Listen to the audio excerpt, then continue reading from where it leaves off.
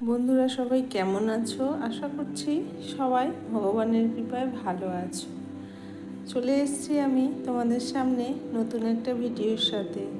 আজকে আমি তোমাদের সামনে নিয়ে এসেছি পুরুষোত্তম মাস কি বা কোন মাসটাকে পুরুষোত্তম মাস বলা হয়, এই মাসে কি কি করা উচিত, কি কি করা উচিত না, পুরুষোত্তম মাসের ব্রত কথা মাহাত্ম্য নিয়ে তোমাদের সামনে আলোচনা করব। আশা করছি ভিডিওটা তোমাদের খুব ভালো লাগবে। যদি ভালো লেগে থাকে তাহলে অবশ্যই লাইক কমেন্ট শেয়ার করে পাশে থেকো। যদি নতুন কোনো বন্ধু চ্যানেলে এসে থাকো, ভিডিও যদি ভালো লেগে থাকে তাহলে চ্যানেলটাকে সাবস্ক্রাইব করে অল বাটন প্রেস করে পাশে থেকো। তাহলে নিত্য নতুন যেসব ভিডিও আমি আনবো তোমাদের সামনে আগে পৌঁছে যাবে। পুরুষোত্তম মাস কোন সময়টাকে বলা হয়, তো সেটা নিয়েই এবার আমি আলোচনা করব। পুরুষোত্তম মাস হিন্দু পঞ্জিকা অনুযায়ী প্রতি 3 বছর অন্তর আসা একটি অত্যন্ত পবিত্র মাস, যা ভগবান শ্রীকৃষ্ণের অত্যন্ত প্রিয়।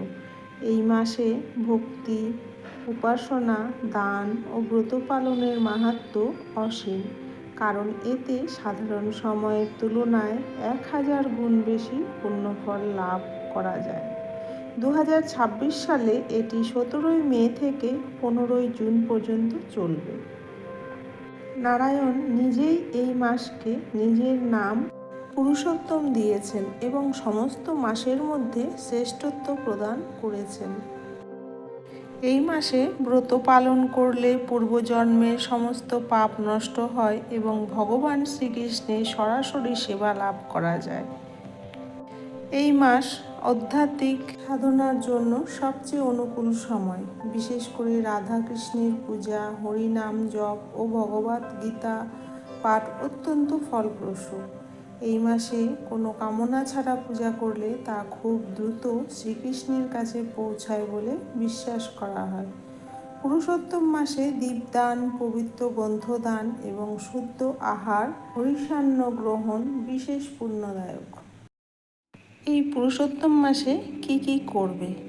পবিত্র পুরুষোত্তম মাস বা পরমেশ্বর ভগবান শ্রীকৃষ্ণের প্রিয়তম মাস আমাদের দ্বারে উপস্থিত। শাস্ত্রমতে এই মাসটি ভজন, কীর্তন এবং বিশেষ সেবামূলক কাজের জন্য সর্বোত্তম। বিশেষ করে এই মাসে 33 সংখ্যাটির একটি অনন্য আধ্যাত্মিক গুরুত্ব রয়েছে। পুরাণে বর্ণিত আছে যে এই পুণ্য লগ্নে কৌশিক মুনি ও তার পুত্র মৈত্রেয় মুনি ব্রাহ্মণগণকে 33টি আপুপ অর্থাৎ আতপ চাল, শর্করা ও ঘৃত দ্বারা তৈরি পিষ্টক দান করে পরম কৃপা লাভ করেছিলেন।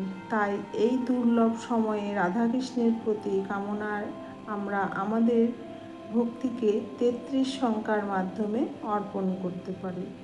33 অর্ঘ্যে রাধাকৃষ্ণের আরাধনা। প্রণাম 33 বার দণ্ডাব্রত প্রণাম নিবেদন, 33 প্রদীপ প্রজ্বলন, 33টি তুলসী পাতা এবং 33টি ফল ও পুষ্প অর্পণ, 33 মালা জপ, 33 বার যুগলাষ্টকম পাঠ এবং 33 বার গীতার 1500 অধ্যায় অর্থাৎ পুরুষোত্তম যোগ পাঠ, 33 বার মন্দির পরিক্রমা, 33 রকমের পদে ভোগ নিবেদন, 33টি আমলকির মালা অর্পণ, গুরু মহারাজকে 33টি গীতাদান, 33 জন বৈষ্ণবকে বস্ত্রদান, 33 জন বৈষ্ণব শিশুকে সশ্রদ্ধ বৈষ্ণব সেবা ভোজন প্রদান।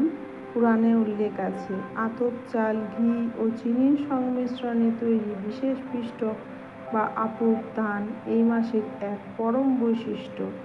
আসুন এই পবিত্র পুরুষোত্তম মাসে আমরা সবাই মিলে ভগবানের চরণে নিজেদের সমর্পণ করি।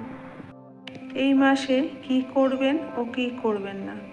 প্রতিদিন তুলসী মহারানীকে জল দেওয়া, দীপদান করা, হরে কৃষ্ণ মহামন্ত্র জপ করা এবং সাধ্যমতো অন্ন বা বস্ত্র দান করা।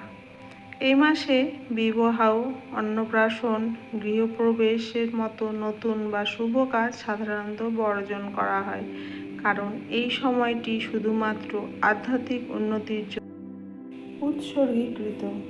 এবার আমি পুরুষোত্তম ব্রতের ঐতিহাসিক কথা আলোচনা করব। সনাতন ধর্মে প্রচলিত কাহিনী অনুযায়ী অধিক মাসের অর্থাৎ মল মাস কোনো দেবতা না থাকায় এক সময় এই মাসটি অত্যন্ত অপবিত্র ও অভিশপ্ত বলে বিবেচিত হতো।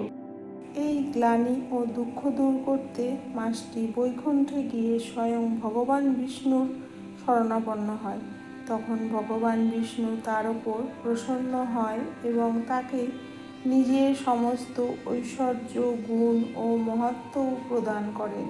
বিষ্ণুর বর পেয়ে এই অতিরিক্ত মাসটি তখন থেকে পুরুষোত্তম মাস নামে পরিচিত লাভ করে এবং এটি সকল মাসের মধ্যে শ্রেষ্ঠ মাস হিসেবে পূজিত হতে শুরু করে।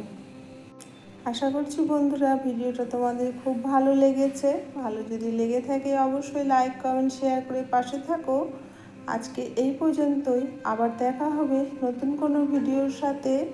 ততক্ষণ সবাই ভালো থেকো, সুস্থ থেকো। রাধে রাধে।